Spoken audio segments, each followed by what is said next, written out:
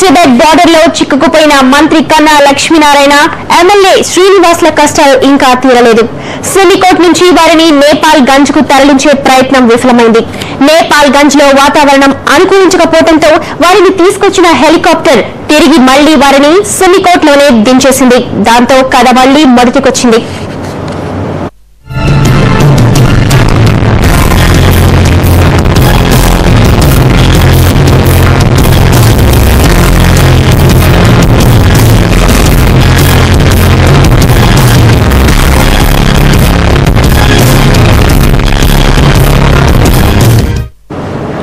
హిమాలయాల్లోని మానస సరోవరం యాత్రకు మంత్రి కన్నా లక్ష్మీనారాయణ, భీమిలి ఎమ్మెల్యే అవంతి శ్రీనివాస్ తో పాటు 11 మంది వెళ్లారు. ఈ నెల 11న సదరన్ ట్రావెల్స్ ప్యాకేజీలో ఢిల్లీ నుంచి నేపాల్ రాజధాని కాఠ్మండు వెళ్లారు. అక్కడి నుంచి మానస సరోవరానికి హెలికాప్టర్లో వెళ్లారు. ఒక రోజు ఉన్న తర్వాత తిరుగు ప్రయాణానికి ట్రావెల్స్ నిర్వాహకులు హెలికాప్టర్ పంపించలేదు. దీంతో వారు హిమాలయాల్లోని హిల్సా ప్రాంతంలో చిక్కుకుపోయారు.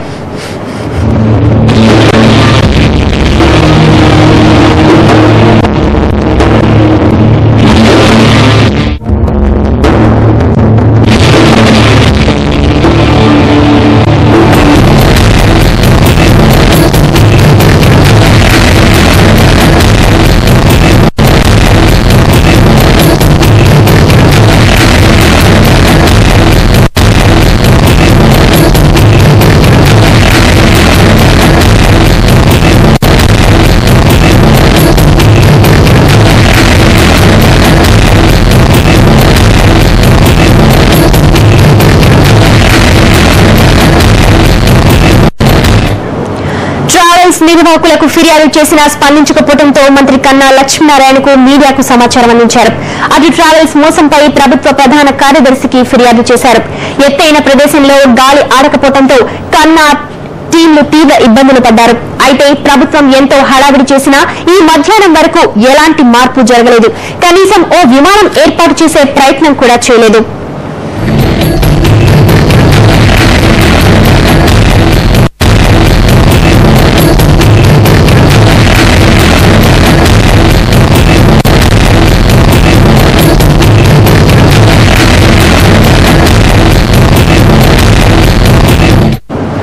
అయితే మీడియా చేసిన హడావిడితో సదరన్ ట్రావెల్స్ అలర్ట్ అయింది.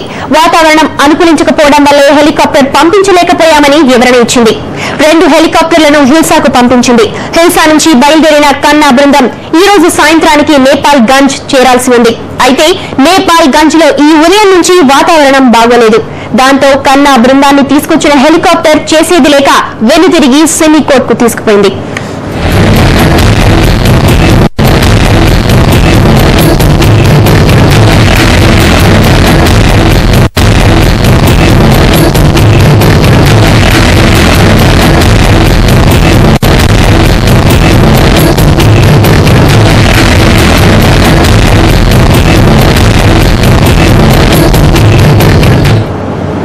ఈ వ్యవహారంపై మరింత ఇన్ఫర్మేషన్ మా ప్రతినిధి శ్రవణ్ అందిస్తారు. శ్రవణ్, సిమికోట్ల వాతావరణం ఎలా ఉంది? కన్నా బృందం పరిస్థితి ఏంటి? కన్నా లక్ష్మీనారాయణ బృందం ఎంత తొందరగా నేపాల్ వదిలేసి ఇండియా రావాలనుకుంటే అంత జాప్యం వాళ్ళకు అవుతూనే ఉంది. నిన్నటి నుంచి ఆయనకు సమస్యలు వెంటాడుతూనే ఉన్నాయి. వాతావరణం సహకరించుకో కొంత ఇబ్బంది కలిగింది. హెలికాప్టర్స్ లేక మరికొంత ఇబ్బంది అయింది. ఇప్పుడు అన్ని రెడీగా ఉన్నా వాతావరణం సరిగ్గా లేదు. సో ఆయన కేవలం హిల్సా నుంచి అంటే కొంత రిమోట్ ఏరియా నుంచి ఒక టౌన్ కు చేరుకున్నారు. సో అక్కడి నుంచి సిమికోట్ నుంచి నేపాల్ గంజ్ వెళ్లి ఈరోజు సాయంత్రానికి నేపాల్ రాజధాని కాఠ్మండుకు చేరాల్సి ఉండింది. రేపు ఇండియా రావాలి. కానీ ఇప్పుడున్న వాతావరణ పరిస్థితులలో అంటే హిల్సా నుంచి బయలుదేరడమే ఆలస్యమైంది. అక్కడ సరైన వాతావరణం లేని కారణంగా అక్కడ లేట్ అయింది. సో ఆ జాప్యం కాస్త ఇప్పుడు ఈ డే అంతా వేస్ట్ అయ్యేందుకు కారణమవుతుంది. ప్రస్తుతం సిమికోట్ లోనే హెలికాప్టర్స్ వెయిట్ చేస్తూ ఉన్నాయి. వాతావరణం సరిగ్గా లేని కారణంగా ఇక ఈ రోజు అక్కడే హోటల్లో ఉండాల్సిన పరిస్థితి కనిపిస్తుంది. సో బహుశా మళ్ళీ వాతావరణం సరిగ్గా ఉంటే రేపు ఆయన కాఠ్మండు చేరుకుంటారు. కాఠ్మండు నుంచి ఇండియా వచ్చేందుకు ఆస్కారం ఉంది. సో ఇప్పటి వరకు అయితే సిమికోట్ లోనే ఉన్నట్టుగా మనకు సమాచారం ఉంటుంది. సాధారణంగా ఇలాంటి వెదర్స్ లో అంటే ఈ మంచు కురిసే వెదర్స్ లాంటిలో అలా ప్రతికూలంగా ఎదుర్కొనే హెలికాప్టర్స్ ని పంపించడం జరుగుతుంది. మరి ఈ వీటికి సంబంధించి మీ దగ్గర ఇన్ఫర్మేషన్ ఉందా? వాతావరణం ఎప్పుడు అనుకూలించే అవకాశం కనిపిస్తుంది అంటారు వాతావరణ శాఖ నిపుణులు? సుమతి, హెలికాప్టర్స్ సాధారణంగా ఒక ఇబ్బందికరమైన వాతావరణాన్ని ఫేస్ చేసేందుకు ఆస్కారం ఉండదు. ఎందుకంటే మనం చూసాం 2 మేజర్ యాక్సిడెంట్స్ హెలికాప్టర్ ద్వారా జరిగాయి. అది కూడా ముఖ్యమంత్రి రాష్ట్రానికి సంబంధించిన వైఎస్ రాజశేఖర రెడ్డి కూడా మంచి హెలికాప్టర్ అయినప్పటికీ అది కూడా కొలాప్స్ అయిపోయింది వర్షం కారణంగా, వెదర్ సరిగా లేని కారణంగా. అరుణాచల్ ప్రదేశ్ సేమ్ ఇదే టెరెన్స్ లో ఉంది. అరుణాచల్ ప్రదేశ్ కూడా టిబెట్ బార్డర్, చైనా బార్డర్ లోనే ఉంది. దీనికి దానికి పెద్ద తేడా ఉండదు వాతావరణంలో. సో ఆ ప్రాంతంలో చాలా హై ఆల్టిట్యూడ్ లో ఉంటుంది. 15,000 అడుగుల ఎత్తులో ఉండే ప్రాంతం, ఎవరెస్ట్ కు సమీపంలో, అత్యంత సమీపంలో ఉండే ప్రాంతం ఇది.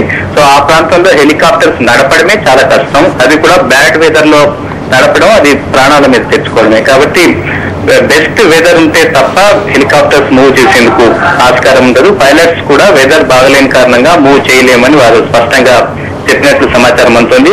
ఫ్లైట్స్ లలో సాధారణంగా సేఫ్ మూవ్మెంట్ ఉంటుంది, కానీ ఫ్లైట్స్ అక్కడ ల్యాండ్ అయ్యేందుకు ఈ మానస్ సరోవర్ ప్రాంతంలో అత్యంత హిల్స్ ఉండే ప్రాంతం కాబట్టి అక్కడ ఫ్లైట్స్ ల్యాండ్ అయ్యే అవకాశం లేదు. కేవలం హెలికాప్టర్ ద్వారానే ఈ ప్రయాణం అంతా సాగుతుంది. అది జర్నీయే ఒక రిస్కీతో కూడుకున్న వ్యవహారం. మానస్ సరోవర్ యాత్ర అంటే గతంలో చాలా క్రిటికల్ యాత్ర. ఇప్పుడున్న కాలంలో అయితే హెలికాప్టర్ ద్వారా వెళ్తుంటారు.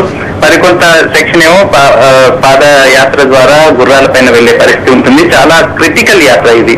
సో ఆ పరిస్థితులలో వాతావరణం సహకరించిన కారణంగా ఇప్పుడు హెలికాప్టర్స్ మొరాయిస్తున్నాయి. అందుకే ఆయన తిరిగి వచ్చేందుకు చాలా ఇబ్బంది పడాల్సి వస్తుంది. అయితే ఉన్న పరిస్థితులలో మాత్రం హోటల్లో ఉంచారు కాబట్టి వెదర్ పరంగా వారికి ఎలాంటి ఇబ్బంది లేదు. టైం వేస్ట్ అవుతుందన్న సమస్య మినహా ప్రస్తుతానికి వారికి ఎలాంటి ఇబ్బంది లేదనే మనకు సమాచారం ఉంటుంది. ప్రభుత్వ అధికారులు ఎవరైనా తనతో టచ్ లో ఉన్నారా? ప్రభుత్వ అధికారులు ఎలాంటి చర్యలు చేపడుతున్నారు?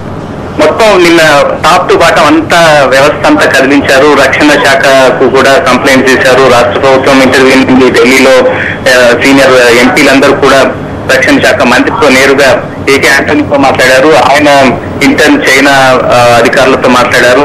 అల్టిమేట్ గా ఇంత ఎఫర్ట్ చేసినప్పటికీ కూడా అక్కడి ప్రభుత్వాలు కానీ ఇతరత్ర వ్యవస్థలు కానీ పెద్దగా రియాక్ట్ అయినట్లు ఏం కనిపించడం లేదు. అటు ఇటు తిరిగి చివరికి సదరన్ ట్రావెల్స్ సంబంధించిన వ్యక్తులే వాళ్ళను తీసుకొచ్చే ప్రయత్నంలో ఉన్నారు. స్పెషల్ హెలికాప్టర్స్ వీళ్ళ కోసం బుక్ చేశారు. సో ప్రభుత్వ పరంగా పెద్దగా అనుకున్నంత సహకారం వచ్చినట్లుగా ఏం కనిపించట్లేదు. ఒకవేళ ఇంటర్వ్యూన్ అయ్యి ఉంటే వాళ్ళ హెలికాప్టర్స్, ఇది ఇండియాలో జరగలేదు. ప్రధానంగా వచ్చిన సమస్య ఏమిటంటే చైనాలో వాళ్ళు ఉన్నారు, చైనా నుంచి నేపాల్ రావాలి, నేపాల్ నుంచి ఇండియా రావాలి. సో ఇండియన్ టెరిటరీలో అయితే భారత ఇండియన్ ఏజెన్సీస్ హెలికాప్టర్స్ హైర్ చేయొచ్చు, విమానాలు హైర్ చేయొచ్చు. కానీ దేశంలో ఉన్న పరిస్థితులలో చాలా ఎక్స్పెండిచర్ కూడా చాలా అవుతుంది. అంతేకాకుండా వీళ్ళు ఎక్కువ క్రిటికల్ సిచ్యువేషన్ లో వీళ్ళు లేరనే చెప్పొచ్చు. ఎందుకంటే సేఫెస్ట్ ఏరియాల్లోనే ఉన్నారు, ఆలస్యం అవుతుంది అంతే తప్ప పెద్ద ప్రమాదం ఏం లేదు అన్నది మనకు అందుతున్న సమాచారం. Thank you very much Shravan.